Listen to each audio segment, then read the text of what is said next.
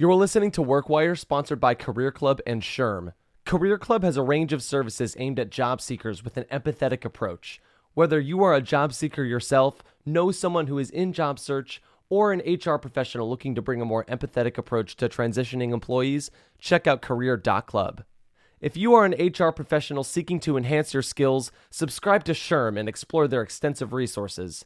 Visit shrm.org. That's shrm.org. Hi, everybody. This is Bob Goodwin, president of Career Club, joined by my good friend, the president and CEO of SHRM, Johnny C. Taylor Jr., for another episode of the WorkWire. Johnny, good morning. Good morning, my friend. Great to see you. Hey, it's so great to see you. You doing well today? You know what? I really am. We've just completed our volunteer leader business meeting. We call it VLBM, where we bring our 800 to almost 900, I should say, volunteer leaders throughout the SHRMiverse, as we call them. We celebrate our past year and prepare for the next year. So I'm in a really good, it's like having gone to church on Sunday. I'm feeling good right now. Well, well, there you go. So I actually had the privilege of attending this year, which was super I was fun. hoping you would share it with the world, right? It was, it was very cool, and I wanted to use that maybe as a launching point. So, as we record this, that was just towards the end of November, and one of the questions you were asked was about a recent decision that you were faced to make. And I thought that this would make a really good kind of launching point for a broader topic, which is how do we make tough decisions? As leaders, we need to make tough decisions, knowing they're not going to please everybody. Just in our personal lives, we're all the time having to make hard decisions.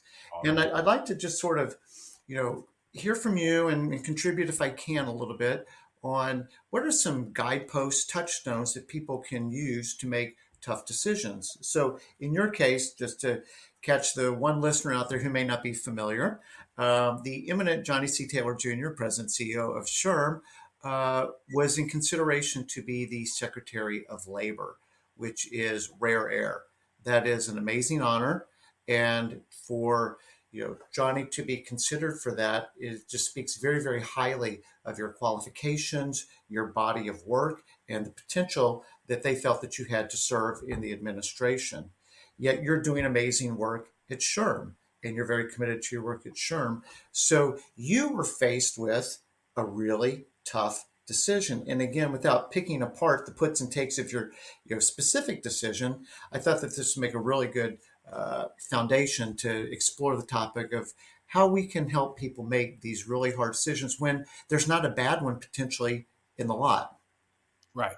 No, thank you. Thank you for being able to talk about this. And the listeners, you can imagine I'm not going to go into the sordid details of the process and how it all works. But I think suffice it to say, it was really, really hard, Bob. I've had to make some tough decisions in my life and been involved in making tough decisions for other people in other organizations. But it's easy to talk about it, textbook, but when you have to experience it and live it and weigh all number of factors into your decision making, it's tough. I've shared with someone, I'm still not sleeping well. Once it all sort of the news broke and the rumors and the speculation started, I literally could not sleep 2 hours a night. And it was only because I was so exhausted I passed out. And because it's all encompassing and everyone has an opinion.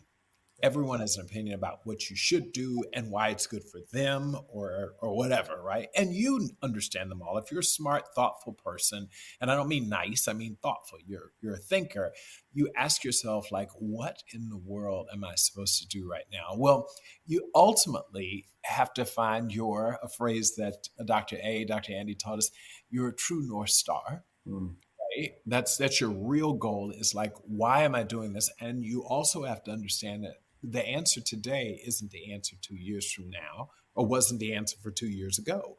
You have to make decisions in the moment and do your best to put that in perspective. So I've think in frameworks, and I know you do. And so I'm sure you have some ideas, but mine started with kind of what are my values? I mean, that was number one in terms of prioritizing how to think about this, because you need a framework and you'll be pulled 100 million different ways, but you've got to have a way to think about it. And I started with truly clarifying my values. And what do I mean? What matters most to me? What matters? I'm a proud American. I love our country. I'm the patriot of all patriots, right? And that doesn't mean the country does not have its faults. I often say I love my mother to death, but I don't always agree with her. Right. I mean, that these two things can exist at the same time. But from a value standpoint, there are very few honors as high as being considered to serve your country in a cabinet level job. Right. There's just, if I, having been a product this only in America, could I have started with the humble beginnings where I did, I mean, very humble beginnings, and to even be talked about, speculated about is a big deal. You balance that though against, what do I want to do? What matters to me right now, or at least in the foreseeable future, a couple of years. And so, number one, clarifying my values. What do you think about that? Because I'm going to go to number two, but how does that, I know you're a framework guy.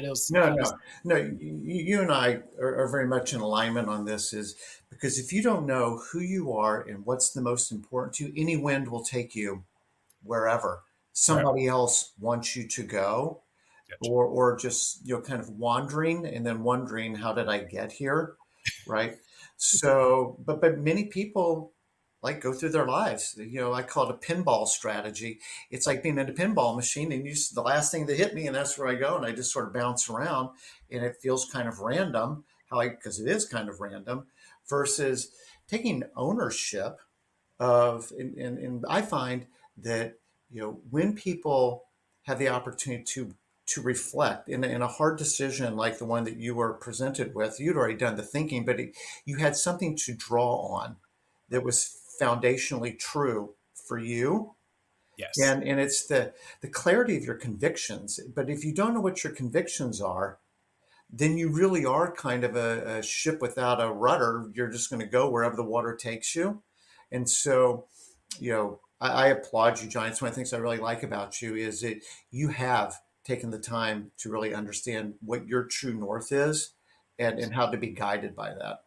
Well, let me just say too, on the for those of you who out there who are facing any number of decisions, all of us have had major decisions in my life. This is just the recent and most significant. But I will say this too, and it's really important. When you think about your values, I cannot underscore how important it is to revisit them, because we kind of have this idea that our values are, consistent. They stay throughout my life. And yeah, there are some of those. You don't lie, you don't steal, got it. But what you value at any particular time does change. Some of your values. My daughter's 14 years old. And so I'll never forget, I was an avid skydiver. I mean, I loved to sky. I'm a thrill I didn't seeker. know that. See, I just learned something on the work wire. Johnny jumps out of airplanes. That's right. Perfectly fine airplanes, by the way. So who does that? But when we became pregnant and I saw that I had the responsibility of being around, because I had a dependent, I was like, that's not a risk I'm going to take. So you're constantly making decisions that will clarify your values at any given time. Now, I can tell you, I can't wait until she turns, call it 21, 22, 24, whatever, after college or whatever. I may, what matters most to me might change, because I want to get back to satisfying that inner desire to have thrill, right? But that's clarifying your values, I think, is an important point, that just because you felt one way a decade ago, given your situation, it doesn't mean that you will feel the same way going forward. You have to give yourself that ability. That's why it's an exercise of clarifying your values. Secondly, go ahead. I'm sorry, please. Oh, you want to go ahead? Just in terms of frameworks. So one of the things that we teach our clients, really share with our clients, is I speak in alliteration, as you know, and this is the 4 C's. Okay, but consonants, right? No, almost. Convictions. What is true for me? Right. What is true for me? Then that can be things that are values. It could be what I know about my skill set. It can what I know about the kind of environment that I thrive in or don't thrive in, right? But what am I genuinely interested in? But those things nobody can tell me. These are things that I know for myself. And so my convictions, lead to clarity. Clarity is very empowering because clarity now says, I know what to say yes to. And there can be many good yes answers. Right. There's not a single one good yes answer and everything else is a bad answer. But clarity allows me to know what to say yes to and the freedom. And this is what's liberating about clarity, what to say no to. That's right. And when I've got that clarity, it leads to the third C, and you beat me to the punch, which is confidence. And confidence is an evidence-based self-belief. Why is it evidence-based? Because I've taken the time to actually understand, because it's all rooted in convictions. When I'm confident, I'm not pretending. I'm not trying to please somebody else. I'm being me. And if that works for you, cool. If it doesn't work for you, cool, right? Because I don't want to get divorced later on because I was trying to force a marriage. It's like, well, I am who I am. This is what it is. These are my convictions. I've got the clarity, which gives me a natural confidence. And Yes. then, in a Finally. leadership context, in an interviewing context, whatever, confidence is fourth C. Confidence is contagious. When you believe, you make me believe. I love that. You know, I write so many notes. I think we've got to change. We got to add to the workwire at the end of every session. We've got to have these Bobisms. I don't know about that. I think the Johnnyisms get me pretty far, but go ahead. It's really, really helpful to think about that because you can remember it. So once you've clarified these values, the second thing was define my desired impact. Like, what is it that I want to do? Because for those of you who don't know, when you take these positions, you're trading off typically a lot of money. Like whatever your salary is, government jobs don't pay a lot. And it's because you are serving your country. And you know, one could debate whether you should or you shouldn't, but at the end of the day, these roles, you don't do them because you're going to make a lot of money. But what's your legacy? Like, why? Someone used that word to me as I was contemplating this. Like, what do you want your legacy to be? And I'll tell you, as opposed to what I want my legacy, because it's very centered on Johnny, legacy to me is how do you make a change in the world that only you think uniquely you'd be able to do at this point in time. Again, everything is at this point in time. And so I spent a lot of time thinking about the desired impact, and that motivated me to want to do it. The context is important because you have to ask yourself, can you achieve it? But it's important, you know, to really think about why would I do this and what's on the other side of this. Some people said, oh my gosh, you'll be able to make a lot of money. You can monetize this if you did it. Maybe, but that doesn't motivate me. What I wanted to do, and I would, if I were going to do something like this, is, you know, really think about how we can bring labor and employees or management together, how we can supply this country with the really important human capital that it needs to maintain its dominance around the world, and dominance in a positive way was really important to me. Then there's this third step, Bob, that I took. So I clarified my values, and then I defined, okay, to what end? Like, what am I trying to do? What's my desired impact? But then you got to evaluate the trade-offs. And I alluded to it. If I were to have done this, I would leave a job that I love. One where I am having the desired impact, where it is consistent with my values. There are sacrifices. I told you, you're going to take some money loss. You'll lose some of your anonymity. My child has to now live in a bubble, whenever you take these roles on at that level. And so a lot of evaluation of the trade-offs, and then decide, is it worth it? And are you willing to make those sacrifices? Fourth, I'm the kind of guy who takes all of the data, all of the available data around me, and then I make a decision based upon my intuition. I rely very heavily on my intuition. And it's just an aside of a funny story about that. So this is what I read. I don't know that it's true, but I believe it's true because it was quoting Jeff Bezos when he was trying to decide where he was going to place the additional Amazon offices. You remember there was a big competition where, we're based in Seattle, but we're going to have several other headquarters, and Virginia was being considered, and Memphis, and all these towns were vying for it. So he put together a team of people and said, go out and, from his employees, and I want you to literally come up with a set of recommendations based upon who has the best school systems, locality to airport, all that stuff that you factor in, best pro-business environment, At the end, they brought him a list of names, and apparently, the DC/Virginia Metro DC location, which he ultimately chose, was not on the list. Mm. Take the best, you take people, your executives, your smartest people, and you say, go out and come back to me with a recommendation. And then you chose something that's not on it. And he said, again, this is a quoted an article that I read, you take all the best information that's available and then ultimately follow your intuition. Mm. So, and I do that. I trust my own intuition. How does this feel? What's my gut saying? Sometimes you can't quite articulate it, but your intuition typically doesn't lead you the wrong way. Again, assuming you've also gotten all of the hard evidence. So don't just totally follow your heart, because that heart can lead you into some dark places. But that's it. Okay, fifth, seek external perspective. So that's just what I did. I talked to everyone, trusted sources, everyone who I thought whose values were aligned with me, who I thought would tell me the truth, and they just would tell me what they thought. Finally, and I talk about this a lot, is it's a guiding principle at SHRM, which is challenge, decide, commit. Well, all of the first 5 things that I've talked about, clarifying my values, defining my impact, evaluating trade-offs, trusting my intuition, consider, those are all challenging myself. Yes. That was the goal of that, to challenge myself as I thought about this decision. Then I've got to decide. So challenge, decide. I literally have to take all of that stuff and make a decision. And let me tell you something. You would like to think, oh, well, then commitment is easy after that. It ain't. Because after I made the decision, I literally kept going back and forth. Okay, but what if they could do it? What if I could do this? What if I could do? So commitment is not an easy thing.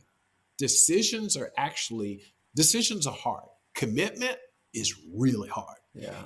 Once you've made the decision, you've moved forward with confidence. That 4C, that's huge. I mean, when I tell you that's the hardest part, and I'm being totally honest, there are moments now, even though the new nominee has been announced, I will say, gosh, was that right? Should I have really put my name in there and pushed real hard for it? Those are the questions that one asks. But that's the framework. And no matter what decision you're having to make in your life, clarifying your values, defining whatever your desired impact is, why you're doing it, evaluate the trade-offs, because there's always trade-offs in every decision, trusting your intuition, seeking external perspectives, and then finally, all of that is challenging, then decide and commit. That's how I did it, and that's how I thought about it. Yeah. So in 10 minutes, 12 minutes or so, I maybe we can just sort of look at some of these individually. The impact thing is very interesting, right? Because one could say, wow, I mean, Secretary of Labor, you have a lot of impact. You guys have a number at SHRM where you talk about 350,000 members, representing this many companies, representing hundreds of millions of lives, right? Because we have our families, and our work is what allows us to provide for our families. And so the impact does go beyond management and labor. It extends fully into communities and families. And so that's a huge impact. I was talking to somebody the other day. I think they're a career coach. I can't remember. But, people talk about, what's your 5-year plan? What's your 10-year plan? Whatever. They were like, what's your 100-year plan? And what they meant by that was, like, I want you to think after you're gone. Right. After you're gone, what is the impact? What are the fingerprints that you want to leave, in the world, right? And look, we know that our lives are very ephemeral, and we come, we go, the next one comes, and like it just keeps going. But we do leave an impact. We do have a legacy with people, and so how do you think about? Yeah, there's the immediate, but if we were to look back 100 years from now, like what's the impact that I really hope to have? Right. Which I think is interesting. But then this is probably the trickiest part of the whole thing, are the trade-offs. Right. Everything has trade-offs. Everything. I don't know if you know this, Johnny, but a big part of my career was spent in the market research industry. I do. And in the statistical side of all of that, there's something called a conjoint analysis. And all it is, it's continuing to, well, but what if you had these two, but not that one? But what if you had those one and not those two? And then you just keep, and people will start to just keep making choices, and you end up with what the preferred collection of, attributes are. So you Mhm. can't do everything. So how do you get as good as you can make it? And life is a big conjoint. It's all about trade-offs. And so this ties back to family, or not family, but to values. One, we could both say family's the most important thing to me. Awesome. That means I want to be at every soccer game, every softball game, every recital, because my family's important to me. Right. An equally motivated individual could say family's everything to me. This is why I work so hard. This is why I do what I have to do, because I want to provide. I want security, safety, the best opportunities, because I love my children. I Right. love their children, and I want the very best for them. Right. But I can't be at every baseball game. I Right. can't be at every recital. There are trade offs to be made. Both of those values, I'm not going to make any judgment on. They want to be the best family person they can be, Right. but there are trade offs, and we have to understand there's probably not a perfect decision. Everything has a cost. That's right. Everything. You know, Everything. so then you talked about trusting your intuition, and this isn't a Bobism. I wish that it was, Yeah. but good judgment comes from experience, and experience comes from bad judgment. One of the reasons that our intuition becomes more trustworthy over time is because we've made some decisions that we kind of found later on maybe weren't the best ones, Right. right? That's what becomes experience. I tried that. That stove is hot. How They about told me it was hot, but I needed to experience that it's hot. I touched it, and you know what? It's hot. Now I've got right? better judgment for having made not a good decision once upon a time. Giving people a real world example from my own career, it's the difference between sometimes running to an opportunity and running from an opportunity. And That's right. yeah, and so sometimes, we can make my intuition, you said sometimes our heart can lead us to not the best place. And so sometimes when we're just being emotional, and maybe that's not looking at the data, maybe that's not thinking as long term as we should, but when we're just making decisions emotionally out of feeling, that can sometimes, it's led me to running from something, more pain avoidance than going through something, being a buffalo and getting through it, right? And emerging on the other side stronger. But, I traded off short term, pain for potentially a longer term, bigger job, more pay, whatever the upside of that might have been. But just Right. realizing that there are trade offs and there is no simple answer to complex questions. Yes. None. That's it. And then, a wise person seeks many counselors. And so, but you said something really interesting, which is people that you trust. Trust. Because you Because can talk to anyone. I mean, I could walk up to the guy at the Walmart and say, "What do you think about me doing this?" That you have to trust uh, those people. we have to trust their judgment, and you also That's have to trust, in many cases, I think in yours in particular, their confidence. yes. That not everything I share with you is for public distribution, That's right. and to be careful of who you share some things with as you're trying to make a challenging decision, because people like to gossip, Right. right? Other people's news is very interesting. And let me tell you what I heard about, Susie. And it's like, tell me, that's really interesting. Right. So knowing who to trust, again, both from a confidence perspective and from a judgment perspective. And Yes. then, kind of leading to the last point that you made, around, at some point we have to decide and we have to commit. And the one thing on deciding is, again, there can potentially be more than one good answer to a hard Yes. question. And I think one of the reasons that people can get into, decision paralysis is they believe there's only one good answer. That's right.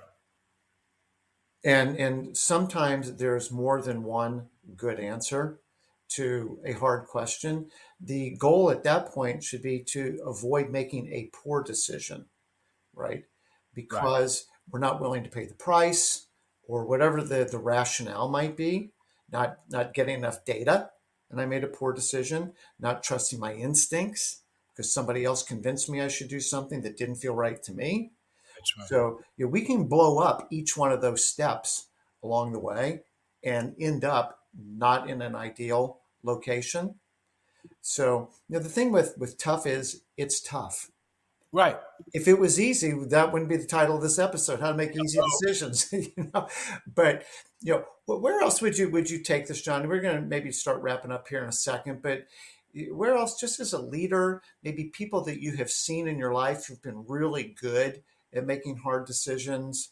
um, I think one of the things that weighed very heavily, and I didn't talk about it in this framework because I tried not to let it crowd my mind out, but it's not always when you go through that framework, how does this impact me? You really have to make an assessment of how this will impact the people around you, your parents, your brothers, your sisters, your children, your colleagues at SHRM, in my case.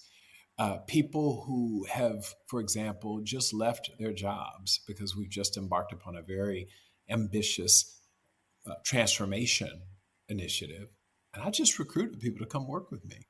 And I sold them on this idea that we're going to transform the world of work, and SHRM is going to lead on that. And then you turn around and you tell them 6 weeks later, thank you for leaving your other job where you're perfectly happy to come do this with me. And now I've made a different decision. Like these are, one thing that we all as leaders, you can't make these decisions in a vacuum. And I've heard people say, well, ultimately make the decision that's best for you. That overly simplifies these tough moments because it's not just about you. And true leaders know that, right? They know that. Forget when you're making a tough decision about a career move, a potential career move. They know and they are sensitive to this really interesting game of dominoes. And if you move one of these the wrong way, the cascade, the impact of it is not, or it's not small. You can truly, truly disrupt. I mean, I thought security issues for my daughter. Like there's just so much that you factor in, but you have to make sure that I would say you do all of this in the context of how does this impact everyone around me who matters to me? yeah, yeah. So really counting the costs, Yes, and as you say, thinking of beyond yourself. yes, Because super cool title, rare air. Like how many people get to go do this, right. and the ultimate CV, and they're like, those are all good things, but it's about Right. Maybe now is such a big deal. You often are saying, maybe not now, maybe later, maybe, Mhm. so just a lot that goes into your mind. But again, I want to emphasize that as leaders, you cannot make a decision. You can't, I walk away and sometimes I'll hear people say, I made the decision that was best for me. I think I know where they're landing. What I'm hoping that they say is what's best for me and the people who matter to me. Yes, and the people in my care and the people That's who matter to me. That's exactly right. So just to recap this, and then we'll sign off. So clarifying one's values, and I don't care what it is. That's first base. You have to know what your values are, and if you right. haven't taken the time to do an exercise like that, just press stop and go do that. That's right. Define the desired impact. What is the legacy? What is the impact that you want to have on the people in your life, the community that you live in, the work that you do?